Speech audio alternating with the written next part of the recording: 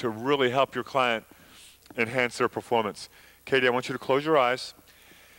And with your eyes closed right now, I want you to raise your hand when you can visualize a triangle. Okay, now, change that triangle to your house or apartment where you live and count how many windows you have on that house or apartment. Raise your hand when you can do that.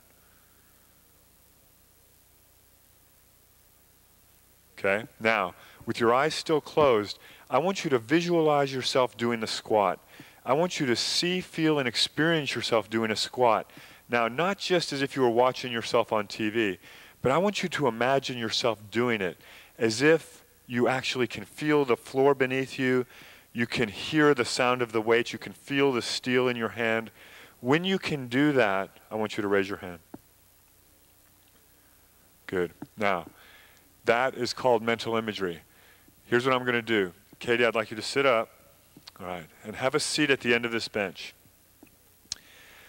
This is in preparation for our squat workout. To me, the squat workout, as I've mentioned, is the hardest workout of the week.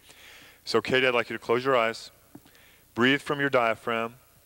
Now, breathing from the diaphragm literally means breathing from your abdominal area.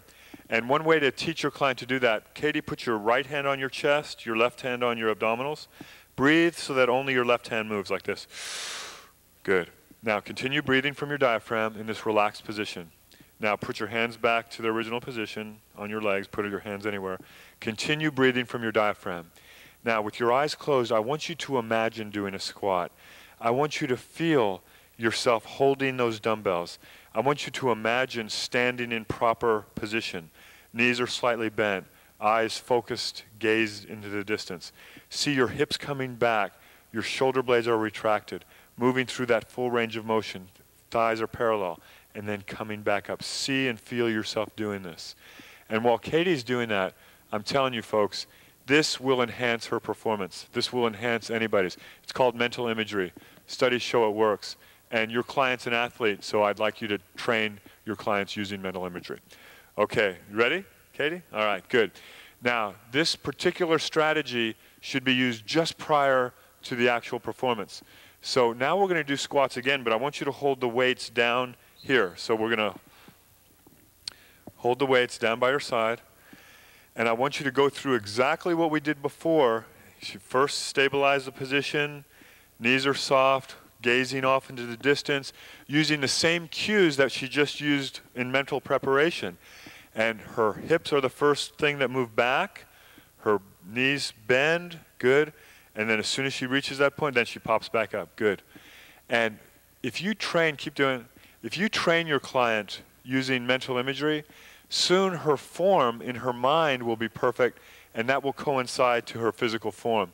And that's what you want, making that real and ideal self come together. Beautiful job. All right. Okay, Katie, very nice. And so you would do the same with lunges, because lunges are also a very difficult muscle group to train as far as, since you're using so many muscle fibers, it's just very fatiguing. And we use a term perceived exertion. Perceived exertion on squats versus perceived exertion on biceps, which is harder, Katie? Squats. Yeah, squats are a lot harder. Squats are definitely a lot harder because there's more muscle groups being used, more muscle fibers being innervated. So if you have your client develop this perceived exertion scale, that's going to help them decide, okay, 5 on biceps, 9 on squats, and then they can adjust their mental preparation accordingly.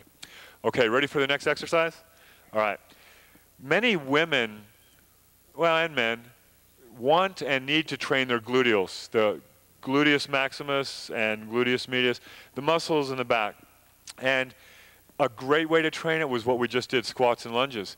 And yet, you'll see clients in the gym doing deadlifts. And deadlifts scare me. I walk into gyms all the time and I see people doing deadlifts, and I'm tempted to go up and try to help them because I know that they're going to be causing irreparable damage if they continue the way they're doing.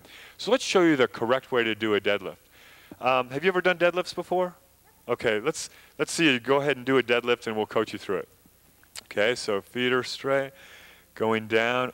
Whoops, yeah, right there, and that's what, yeah, I'm glad Katie demonstrated this incorrectly. This is what I see in the gym all the time. See this? You'll see, I've actually seen clients standing on one of these benches, and then they're going to be, you know, going like this, you know, thinking that they have some super range of motion. But look at my back. My back is rounded. And remember we talked about spine, how far that spine moves and what you can do to hurt it? That's the way to hurt your spine. So whenever you see somebody on a bench doing deadlifts, you know, either go up and help them or walk the other way, because there's going to be some damage done pretty soon. Okay, so here we go. With deadlifts, we have the same type of format as we did with squats. The eyes are straight, gazing off into the distance. The weights are hanging comfortably from the shoulders without any type of flexion in the elbows. She starts neutral. She slowly begins to bend. The knees are a little bit bent more, a little bit bent, right? Now, right there, that's it. And then she comes up, because I saw her back starting to round. Her back, she was going bing, bing, bing, bing, bing. She was doing this, and then just like that, that's it. That's where you stop, and that's as far as she needs to go. Here we go again. Great, great, great, great, great. Eyes are up, looking good, staying relaxed. Knees are slightly bent. Oops, that's good, right there. And Katie has excellent flexibility, and yet this is all she needs to be going. She's consciously contracting her gluteals and hamstrings as she does this, right there, and coming back up. Good. So keep going. As she's doing this deadlift, it's called a stiff-legged deadlift, even though the knees are slightly bent through that range of motion. You as a trainer, it's your goal to keep her in proper alignment the whole way. And it's good. And being careful that she doesn't round her back, and keeping the scapula retracted as she's doing, so that her shoulders don't come forward. Great. You want to train your client to take that posture in the gym out into the real world, so that you're teaching her or him how to move, so that when they go into their sports activity, they'll be moving correctly. Great. And this is your last rep. Wow, you're going to have to eat a cheeseburger after this workout. This is a tough workout today. Good.